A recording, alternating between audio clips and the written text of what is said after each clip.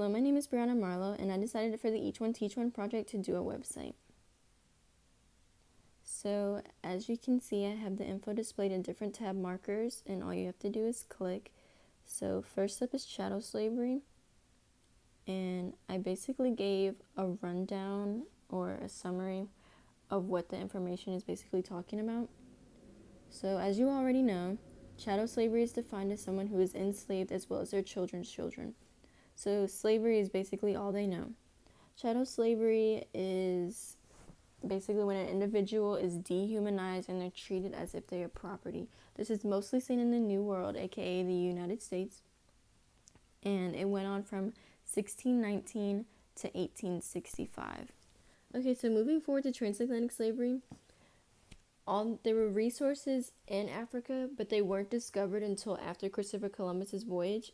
And so the Europeans went in, took these resources, manufactured them, and then sold them off to the New World in South America. But the New World, they were mainly interested in gathering slaves.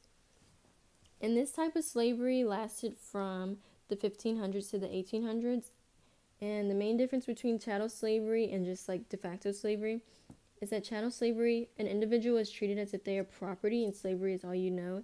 And in de facto slavery, you're forced to work against your own will, but you have some rights. And also, when it comes to transatlantic slavery, the Europeans weren't interested in settling in Africa. They just wanted to take the resources and manufacture them. Okay, so moving forward, for many centuries, people have posed the question as to why Africans were slaves, like why not other races? Was it race-based? And to answer that, the Atlantic slave trade peaked in the late 18th century when the largest number of slaves were captured in raiding expeditions into interior West Africa. However, in the New World, many other methods of labor were used, such as indentured servitudes and Native Americans, although these methods weren't seen as efficient.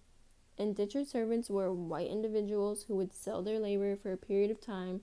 For example, many would sell their labor for a certain amount of years to pay off a loan. However, once that loan was paid off, they could leave. Now, moving forward to Native Americans were familiar with the land and they could escape easily. These settlers were spending too much time trying to fight these Native American attacks, and the population was diminishing due to disease such as smallpox and measles. Okay, so for cognitive dissonance, I'm basically just going to define what it is because it's largely correlated with my next topic. So, cognitive dissonance is when you have two conflicting thoughts in your head at the same time. And during the period of slavery, this was actually seen a lot.